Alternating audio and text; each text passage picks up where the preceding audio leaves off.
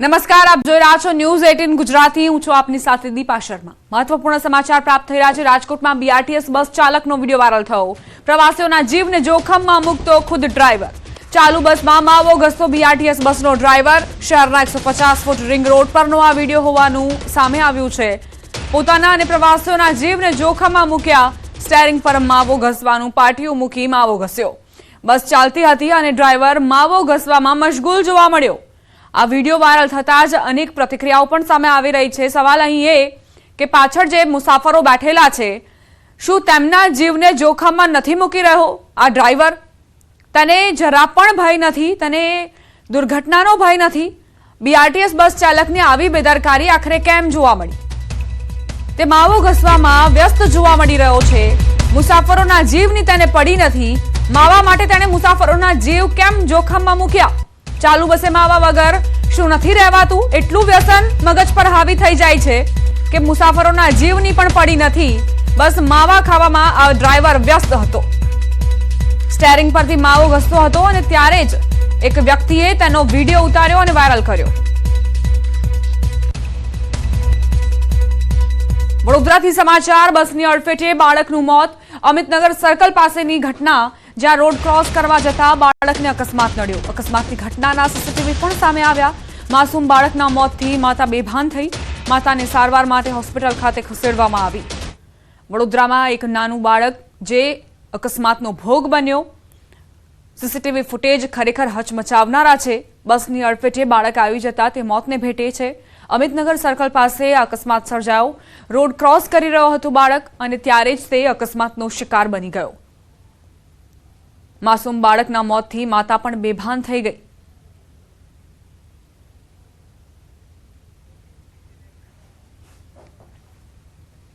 વલસાડમાં અકસ્માતમાં બોર્ડના પરીક્ષાર્થીનું મોત થયું. ધોરણ 12ની બોર્ડની પરીક્ષા આપવા જતા છાત્રનું મોત થયું. ધરમપુરના બિલપુડી ગામ પાસે અકસ્માત થયો હતો.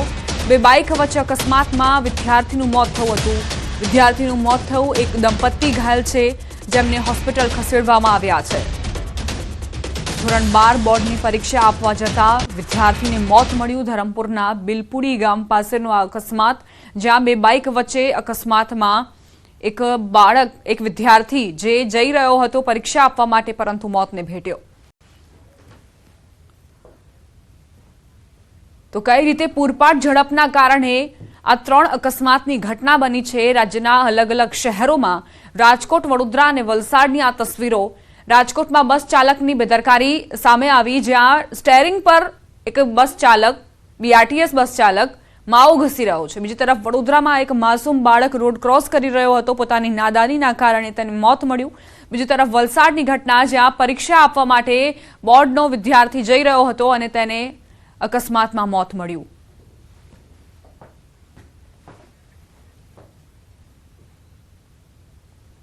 ટેકનોલોજીની મદદથી દાહોદ પોલીસને સફળતા મળી. ડ્રોન કેમેરાની મદદથી દાહોદ પોલીસે 2 ચોર દબોચ્યા. ચોરનો પીછો કરતી પોલીસ ડ્રોનના કેમેરામાં કેદ. છત્તીસગઢમાંથી 2 આરોપીઓએ ડમ્પરની ચોરી કરી હતી. દાહોદ પોલીસે ડ્રોનની મદદથી બંને તસ્કરોને દબોચ્યા છે. ખેતરોમાં ભાગતા ચોર ડ્રોનની મદદથી કાયદાના હાથમાં આવ્યા છે. હોટેલ નજીક એક 4 વ્હીલર ગાડીમાં એક શંકાસ્પદ ઈસમનો પીછો કરતા સમગ્ર મામલો સામે આવ્યો હતો અને હરિયાણાના 2 ઈસમો સહિત ડમ્પર કબજે કર્યું હતું. રાજ્યના પોલીસ વડાએ ટ્વીટ કરીને દાહોદ પોલીસને અભિનંદન પાઠવ્યા છે.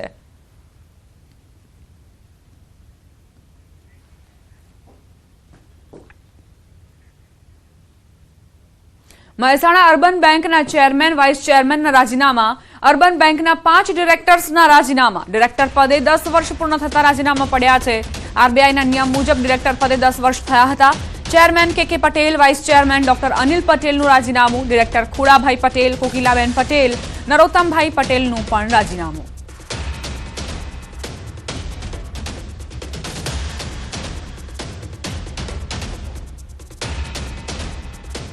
સમાચાર અમદાવાદથી. ઘરફોડ ચોરી અને વાહન ચોરી કરતી ગેંગનો પર્દાફાશ. આ ગેંગ અમદાવાદમાં 13 થી 16 ફેબ્રુઆરી દરમિયાન 5 ઘરફોડ ચોરી અને 2 વાહન ચોરીને અંજામ આપી ચૂકી હતી. પોલીસે આરોપી રૂપેન્દ્રસિંહ ઉર્ફે સોનુસુર, સસપાલસિંહ ઉર્ફે પાપા કલાની, કરતારસિંહ તિલપિથિયા અને મનોજકુમાર સોનીની ધરપકડ કરી છે. આરોપીઓ પાસેથી પોલીસે 5 લાખના સોનાના દાગીના, રોકડ, મોબાઈલ સહિત કુલ 8,64,000નો મુદ્દામાલ કબજે કર્યો. મહત્વનું છે કે આરોપીઓ દિવસે રેકી કરી રાત્રે બંધ મકાનને ટાર્ગેટ કરતા હતા, જેમાં શહેરના ઘાટલોડિયા, રાણીપ, સાબરમતી, ચાંદખેડા અને ગાંધીનગરના ગુનાઓનો ભેદ ઉકેલાયો છે. ગેંગનો માસ્ટર માઇન્ડ સસપાલસિંહ છે, જેની સામે લૂંટ, ઘરફોડ અને હથિયાર સહિત કુલ 11 જેટલા ગુનાઓ નોંધાયેલા છે. આરોપીઓ 2 થી 3 દિવસમાં સતત ચોરીને અંજામ આપી પોતાના વતન અને તેના આસપાસના વિસ્તારોમાં છુપાઈ જતા હોવાનું પણ સામે આવ્યું. ચારે આરોપીઓ 10 થી 13 વર્ષે અલગ અલગ હત્યાના ગુનામાં સાબરમતી સેન્ટ્રલ જેલમાં એક સાથે સજા કાપી રહ્યા હતા. તે સમયે જ પોતાની ગેંગ બનાવી જેલમાંથી છૂટ્યા બાદ ચોરીને અંજામ આપવા લાગ્યા. આ જે ગુનો ડિટેક્ટ થયો એના લીધે ઘાટલોડિયા પોલીસ સ્ટેશનનો એક ગુનો, રાણી પોલીસ સ્ટેશનના 2 ગુના અને સાબરમતી અને ચાંદખેડાના રાતની ઘરફોડના ટોટલ 5 ગુનાઓ ઉકેલવામાં આવ્યા છે. સાથે સાથે ગાંધીનગર સેક્ટર 21 ને ગાંધીનગર સેક્ટર 7 ત્યાંથી 2 વ્હીકલ ચોરી જે છે એ પણ ડિટેક્ટ થવા પામી છે. દ્વારકાના પવિત્ર યાત્રાધામ હર્ષદમાં ભીડભંજન ભવાનીશ્વર મહાદેવ મંદિરમાં ચોરી થયેલું શિવલિંગ ફરી અર્પણ કરાયું. શિવરાત્રીના એક દિવસ પહેલા શિવલિંગ ગુમ થયું હતું. પોલીસે ટીમો બનાવી શિવલિંગને શોધી કાઢી 11 આરોપીની ધરપકડ કરી હતી. પોલીસે 13 તુચકો અર્પણ કાર્યક્રમ અંતર્ગત 48 કલાક જેટલા સમયગાળામાં જ શિવલિંગ ફરી મંદિરમાં અર્પણ કર્યું હતું. આ પ્રસંગે મંદિરના પૂજારીએ જણાવ્યું હતું કે અમને દ્વારકા પોલીસની કામગીરી પર ગર્વ છે. સાથે જ શિવ ભક્તોમાં પણ હર્ષની લાગણી જોવા મળી હતી. ટૂંકા સમયમાં સહી સલામત અમને સુપ્રત કરી અને એની સાથે ગ્રામજનો અમે બધા પણ ખૂબ જ ખુશ છીએ. બધા ભક્તજનોને પણ એને ખૂબ જ પ્રસન્નતા આપી છે અને નજીકના સમયમાં અમે આ શિવલિંગની વિધિવત પુનઃસ્થાપિત કરી દરેક દર્શનાર્થીઓ માટે મંદિર ખુલ્લું રહે છે. તો તાત્કાલિક અમારી ટીમો બનાવી 48 કલાકની અંદર અખંડિત શિવલિંગને મેળવી લેવામાં આવેલું છે. ગુનાની અંદર સામેલ 11 શખ્સોને અટક કરી અને જેલમાં મોકલી આપવામાં આવેલ છે. પરંતુ તાત્કાલિક અમે શિવલિંગને આજે અહીંના ગ્રામજનોની હાજરીમાં, પૂજારીશ્રીની હાજરીમાં પરત કરી અને એમનું જે છે એમને ફરીથી અર્પણ કરી લોકોની ભાવના ને શ્રદ્ધાનો જે વિષય છે એને આજે અમે પરિપૂર્ણ કરવા માટેનો પોલીસ તંત્ર દ્વારા પૂરતો પ્રયત્ન. વડોદરા કોર્પોરેશનના કોર્પોરેટર પ્રજાના પૈસાથી સિક્કિમ પ્રવાસે જશે. માત્ર 2 દિવસના પાઠ ભણવા માટે સિક્કિમ જશે અને તેના માટે 40 લાખ રૂપિયાનો ખર્ચ કરાશે. All India institute of local self government સંસ્થા દ્વારા સેમિનારનું આયોજન થાય છે. સેમિનાર માત્ર 2 દિવસનો છે, પરંતુ સત્તાધીશો માટે 7 દિવસના પ્રવાસનું આયોજન કરાયું છે. 5 દિવસ કોર્પોરેટરો સિક્કિમના વિવિધ સ્થળે ફરવા જશે. 2023માં મહિલા કોર્પોરેટરો સિક્કિમના પ્રવાસે ગઈ હતી. તે સમયે 20 લાખનો ખર્ચ થયો હતો. આ વખતે 30 જેટલા પુરુષ કોર્પોરેટરો 40 લાખના ખર્ચે સિક્કિમનો પ્રવાસ કરશે. ત્યારે જનતા અને મનપામાં વિપક્ષના નેતાઓ પણ સવાલ ઉઠાવી રહ્યા છે. એમને ટ્રેનમાં જવું જોઈએ, પબ્લિક ટ્રાન્સપોર્ટનો ઉપયોગ કરવો જોઈએ અને એવું જો ના વિચારતા એ લોકો અને પછી એમના પોતાના ખર્ચે કે કોર્પોરેશનના ખર્ચે પ્રજાના પૈસે એ એમને મળ્યા છે પૈસા, એમને સત્તા મળી છે, એનો ઉપયોગ એ કઈ રીતે કરવો એમની ઉપર જ છે. લાખો રૂપિયાના જે ખર્ચાની વાત છે કે તમે આજે 40 લાખ સમથિંગ મેં એનો ફિગર સાંભળી છે. 40 લાખની આસપાસનો ખર્ચો તમે એક શૈક્ષણિક પ્રવાસ માટે કરી રહ્યા હોય તો તમે વડોદરા શહેરની જનતાના નાણાં વેડફી રહ્યા છો. કે અહીંથી લોકો શીખવા માટે બહાર જાય છે એ આપણા માટે ગર્વની વાત તો છે નહીં કે જે શહેર લોકોને શીખવાડતું હતું એ શહેરના લોકો શીખવા જાય છે. તોય છતાં શું શીખીને આવે છે ને શું નહીં એ વખત બતાડશે. કારણ કે કોઈ બી માણસ કોઈ જાય છે એની કોઈ એક થોટ હોય છે, એક વિચારધારા હોય છે અને પોલિટિક્સ એટલે મોરલ બોન્ડિંગ. તમારું મોરલ બોન્ડિંગ શું છે પ્રજાની સમક્ષ એ તમારે જાહેર કરવાનું છે. જો તમે જાહેરમાં કચરો ફેંકશો તો તમારો ફોટો ન્યૂઝપેપરમાં છપાશે અને 5,000નો દંડ ફટકારાશે. ગંદકી કરતા લોકો સામે અનોખા દંડની જાહેરાત કરી છે વાંકાનેર નગરપાલિકાએ. જાહેરમાં કચરો ફેંકનારાને સબક શીખવાડવા વાંકાનેર નગરપાલિકાએ આ જાહેરાત કરી. જાહેરમાં કચરો ફેંકનારા સીસીટીવીમાં કેદ થશે તો તેઓના ફોટોગ્રાફ્સ ન્યૂઝપેપરમાં જાહેર કરવામાં આવશે અને ₹5,000નો દંડ ફટકારાશે. એટલું જ નહીં, કચરો નાખી જનાર વ્યક્તિઓની ઓળખ આપનારને પાલિકા ₹1,100નું ઇનામ પણ આપશે અને માહિતી આપનારનું નામ ગુપ્ત રખાશે. જો કોઈ આસામી કચરો નાખશે તો સીસીટીવીમાં આવી જશે અને સીસીટીવીમાં જે એનો ફોટો છે એ ફોટાના આધારે એને શોધી અને દંડ કરીશું અને જરૂર પડે એ ફોટો છે એ જાહેર પ્રસિદ્ધિ કરી જે પણ નાગરિકો એ કચરો નાખનાર કે ગંદકી કરનારની માહિતી નગરપાલિકાને આપશે તો એને અમે ₹1,100 ઇનામ આપીશું અને કચરો નાખનારનો ₹5,000 અમે દંડ કરીશું. પાટીદાર અનામત આંદોલન સમયે થયેલા રાજદ્રોહના કેસ પરત ખેંચવાની રાજ્ય સરકારની અરજી હાઈકોર્ટે મંજૂર કરી. પાટીદાર નેતા હાર્દિક પટેલ, અલ્પેશ કથિરિયા સહિત અન્ય નેતાઓ સામે કેસ નોંધાયા હતા. આવનાર દિવસોમાં સુરતમાં નોંધાયેલ રાજદ્રોહ કેસ પણ પરત ખેંચાશે. પરત ખેંચવાના જે કેસો 9 હતા એમાંથી ખેંચાણો છે, બીજા 8ની પ્રોસેસ છે અને એ સિવાય સુરત શહેર સિવાય અને સુરત શહેરમાં મળીને જેટલા કેસો છે એ તમામ કેસોની માહિતી ગૃહ મંત્રાલયને આપી છે. આવનારા દિવસોમાં આ કેસો પર પણ આ પ્રકારની કાર્યવાહી કરી અને કેસો પરત ખેંચવામાં આવશે. પાટીદાર આંદોલન વખતે જે યુવાનો પર કેસ કરવામાં આવ્યા હતા તે પરત ખેંચવા માટે હાઈકોર્ટે મંજૂરી આપી છે. હાર્દિક પટેલ અને અલ્પેશ કથિરિયા સામેના રાજદ્રોહ કેસ પરત ખેંચવામાં આવશે. પાટીદાર અનામત આંદોલનને લઈને આ જાણકારી. એક તરફ સ્માર્ટ આંગણવાડીઓ બનાવવાના દાવાઓ કરાય છે અને ભાવનગરમાં હકીકતમાં સ્થળ પર સ્થિતિ કંઈક જુદી જ છે. રૂવા, ચિત્રાગ, ફુલસર, નારી વોર્ડમાં આવેલ ઇન્દિરાનગરમાં બનાવેલી આંગણવાડી તંત્રની અણઆવડતનું ઉદાહરણ તો છે જ, પણ એથી વિશેષ બાળકોની ચિંતા કર્યા વગર મોબાઈલ ટાવરની નીચે જ આંગણવાડી ઊભી કરી દેવામાં આવતા રેડિયેશનની અસર બાળકોના આરોગ્ય પર થવાનો પણ એટલો જ ખતરો મંડાયેલો છે. તેમજ આંગણવાડીમાં હજી સુધી વીજ જોડાણ ન હોવાના વાંકે 3 મહિનાથી ધૂળ ખાતું આ બિલ્ડિંગ, જ્યાં સ્થળ પર હજુ લેવલના ઠેકાણા નથી, ત્યારે એકડો ઘૂંટવા આવનાર બાળકો માટે જોખમ બની શકે છે. આપણા ભાવનગરમાં ઘણા બધા ભાડામાં ચાલે છે, લગભગ 92. એમાંથી 60ના જેવું આપણા અમુક તો બાંધકામ થઈ રહ્યા છે 16માં અને બાકી અમુક ટેન્ડર પ્રક્રિયામાં છે અને 6 જગ્યા છે જેને સર્વે બાકી છે અને બાકી આઈડેન્ટિફિકેશન માટે એને બધું કામગીરી ચાલી રહ્યા છે અને અમુક બિલ્ડિંગો બની ગયા છે અને એમાં હજી પૂર્ણ ન થયા છે બિલ્ડિંગ, જેમ કે કોઈને વોટર કનેક્શન લેવાનું બાકી હોય, વીજ કનેક્શન બાકી હોય, એને લીધે એ બધું હમણાં ટૂંક સમયમાં આવી જાય તો અમે અહીંયા આંગણવાડી ચાલુ કરશું. હાલના તબક્કે આ આંગણવાડીઓની અંદર કોઈ પણ પ્રકારની સુવિધા જોવા નથી મળતી. તેના કારણે નાના નાના ભૂલકાઓ ખૂબ જ પરેશાન થઈ રહ્યા છે. જેમ કે આવનાર દિવસોમાં અત્યારે ઉનાળો ચાલુ થઈ રહ્યો છે ત્યારે ત્યાં પંખા, લાઇટ આવી જે પ્રાથમિક સુવિધા હોય છે તે પણ સુવિધાઓ નથી, જેના કારણે ખૂબ જ મુશ્કેલી વેઠવી પડી રહી છે. 316 જેટલી આંગણવાડીઓ છે, એમાં 60 જેટલી ભાડા ઉપર હાલે છે અને 3 હમણાં નવી બનાવી છે. એ આંગણવાડીઓની પરિસ્થિતિ જુઓ તો ખાડા, ટેકરા, બાળકો અંદર પડી જાય, હાથ પગ ભાંગ્યા એ ટાઈપને આંગણવાડીઓ બનાવી છે. એમાં કોઈ લાઇટનું કનેક્શન નથી કે કોઈ પાણીનું કનેક્શન નથી કે ફરતી કોઈ બોર્ડર મારી નથી અને ખુલ્લામાં ખુલ્લા અને કચરો હળગાવતા હોય, ખાડા ટેકરા હોય, ગંદકી હોય, આવી પરિસ્થિતિમાં આંગણવાડીઓ ચાલે છે. અમદાવાદ ઓઢવ રબારી વસાહત ડિમોલેશન મામલે સ્ટેન્ડિંગ ચેરમેન અને રબારી સમાજના આગેવાનો વચ્ચે બેઠક મળી, જેમાં રબારી વસાહતમાં જંત્રીના ભાવે જમીન આપવા વિચારણા કરાઈ છે. સમાજના આગેવાનો, ભાજપના શાસકો અને એએમસીના અધિકારીઓ વચ્ચેની બેઠક સુખદ રહી હતી. અસરગ્રસ્તોએ એકબીજાને મોઢું મીઠું કરાવી 1960થી રહેતા પ્લોટને વેચાણ આપવાની માંગને એએમસી મંજૂર રાખી છે.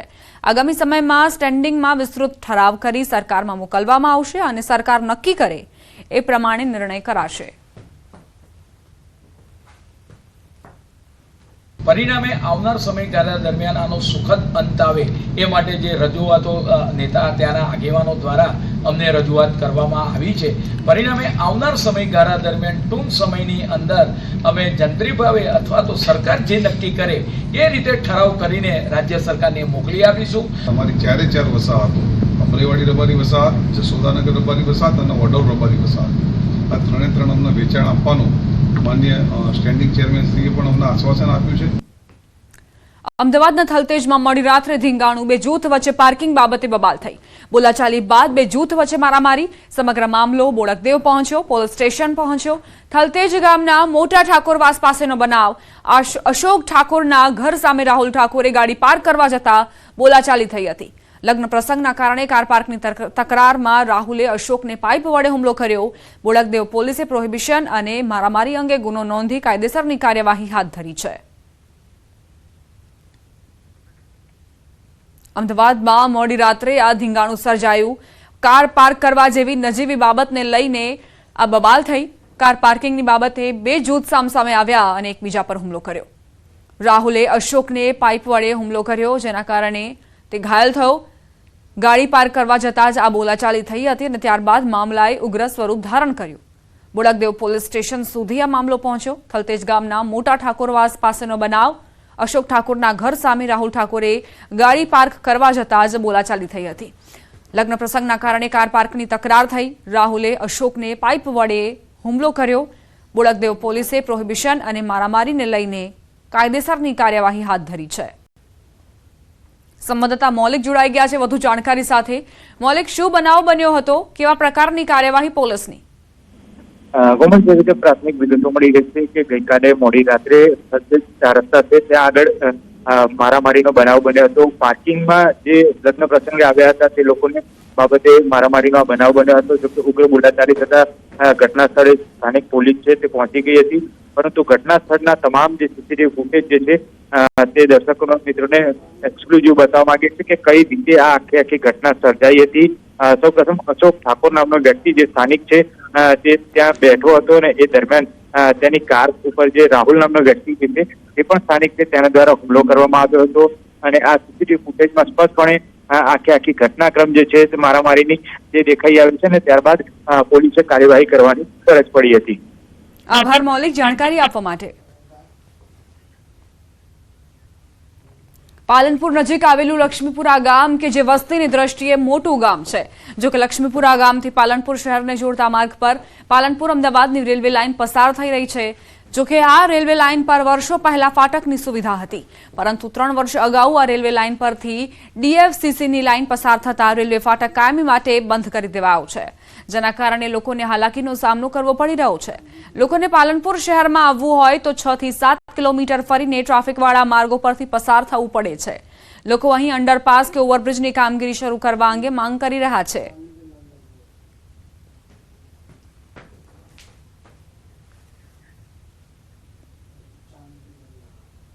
સુરેન્દ્રનગર માર્ગ મકાન વિભાગ દ્વારા સુરેન્દ્રનગર મૂડી સ્ટેટ હાઈવેની બંને તરફ પેવર બ્લોક નાખવાની કામગીરી કરાઈ રહી છે. અહીં પ્રજાના પૈસાનો વેડફાટ થતો સ્પષ્ટપણે જોવા મળી રહ્યું છે, કારણ કે આ સ્ટેટ હાઈવે પરથી કોઈ પણ રાહદારી પસાર થતા નથી, તો પણ અહીં પેવર બ્લોક બનાવી પ્રજાના લાખો રૂપિયાનો વેડફાટ કરાઈ રહ્યો છે. માર્ગ અને મકાન વિભાગની કામગીરી સામે પણ અનેક સવાલો ઉઠ્યા છે. છેવાડાના વિસ્તારોમાં આજે પણ પ્રાથમિક સુવિધાઓ નથી. નાગરિકો પ્રાથમિક સુવિધાઓથી વંચિત હોવાની ફરિયાદો વારંવાર કરતા હોય છે. બીજી તરફ તંત્ર દ્વારા અણઘડ આયોજન થકી પ્રજાના પૈસાનો વેડફાટ થઈ રહ્યો છે. જોરાવરનગર પોલીસ મથકથી મેક્સન સર્કલ સુધી અંદાજે 1.5 કિલોમીટરના રસ્તા પર બંને તરફ પેવર બ્લોક નાખવાની કામગીરી કરાઈ રહી છે. આ રસ્તો સ્ટેટ હાઈવે હોવાથી તેમજ આ વિસ્તારમાં રહેણાંક વસ્તી સાવ ઓછી હોવાથી અહીંથી રાહદારીઓની નહિવત પસાર થાય છે. તેમ છતાં માર્ગ મકાન વિભાગ દ્વારા અંદાજે ₹35 લાખથી વધુના ખર્ચે રસ્તાની બંને તરફ પેવર બ્લોક નાખવાની કામગીરી કરવામાં આવી રહી છે. જોરાવરનગરથી જે મેક્સન સુધી જે પેવર બ્લોકની કામગીરી ચાલુ છે, જે સ્ટેટ હાઈવે છે, ત્યાં પેવર બ્લોકની કોઈ કામગીરીની જરૂર જ નથી. જે સામાન્ય હાઈવે છે જ્યાં આવા મોટા ખર્ચા કરવાની જરૂર નથી, જ્યાં 40 લાખ રૂપિયાના ખર્ચા જે પ્રજાના જે અમુક વિસ્તારો જે એવા છે સુરેન્દ્રનગરની અંદર જ્યાં આજે આઝાદીના 75 વર્ષ થયા, અહીંયા રોડ જ નથી બન્યા, રસ્તા નથી. એવી જગ્યાએ જો આ વિકાસ કરે ને તો ડેવલપમેન્ટ થાય. 1.5 કિલોમીટર લાંબુ કામ છે અને 40 થી 45 લાખનું અંદાજિત કામ છે. અને આપણે એ છે ને ડામર રોડની સાથે આપણે મંજૂર થયું છે અને ડામરની ધારથી આપણે 1.5 મીટર જે પહોળાઈ કરવાની છે. અને જ્યાં વધારે ટ્રાફિક લાગે ત્યાં ક્યાંક આપણે બસ સ્ટેન્ડ કે એવું હોય તો વધારે પહોળાઈમાં મંજૂર થયું છે. સુરેન્દ્રનગર શહેરથી મૂડીને જોડતા સ્ટેટ હાઈવે પર તંત્ર દ્વારા લાખો રૂપિયાના ખર્ચે પેવર બ્લોક નાખવાની કામગીરી કરવામાં આવી રહી છે, પરંતુ ક્યાંક ને ક્યાંક આ કામગીરીમાં તંત્ર દ્વારા બુદ્ધિનું પ્રદર્શન કરવામાં આવ્યું તેવી સ્થિતિ સર્જાય છે. કારણ કે સુરેન્દ્રનગર શહેરથી મૂડીને જોડતા આ સ્ટેટ હાઈવે પર જે લાખો રૂપિયાના ખર્ચે પેવર બ્લોક નાખવામાં આવી રહ્યા છે, તે ખરેખર પેવર બ્લોક રાહદારીઓને ચાલવા માટે નાખવામાં આવતો છે, પરંતુ આ સ્ટેટ હાઈવે હોવાથી અહીંયા રાહદારીઓની અવર જવર સાવ નહિવત હોવા છતાં તંત્ર દ્વારા માત્ર અને માત્ર લાખો રૂપિયાનો ભ્રષ્ટાચાર કરવા માટે થઈને જ આ પેવર બ્લોક નાખવાની કામગીરી કરવામાં આવતી રહ્યું તેવું ક્યાંક ને ક્યાંક લોકોમાં ચર્ચાઈ રહ્યું છે. ત્યારે આ મામલે તંત્ર દ્વારા જો યોગ્ય તપાસ કરવામાં આવે તો મોટું કૌભાંડ બહાર આવે તેવી શક્યતા છે. જે પેવર બ્લોક નાખવાની જરૂરિયાત છે તેમાં ક્યાંક ને ક્યાંક અહીં કોઈ પણ પ્રકારના રાહદારીઓ પસાર ન થતા હોય, ખાસ કરીને મોટા વાહનો અને વાહન ચાલકો અહીંથી પસાર થતા હોવા છતાં લાખો રૂપિયાના ખર્ચે પેવર બ્લોક નાખવામાં આવ્યો છે. તેમાં પણ ક્યાંક ને ક્યાંક ભ્રષ્ટાચાર કરવામાં આવ્યો હોવાની શક્યતાઓ હાલ સેવાઈ રહી છે. ત્યારે આ મામલે તંત્ર દ્વારા તપાસ કરવામાં આવે તેવી લોકોમાં માંગ ઉઠવા પામી છે. અક્ષય જોશી, ન્યૂઝ 18 ગુજરાતી, સુરેન્દ્રનગર. બુલેટિનમાં રોકાઈશું એક નાનકડા વિરામ માટે. આપ જોતા રહો ન્યૂઝ 18 ગુજરાતી.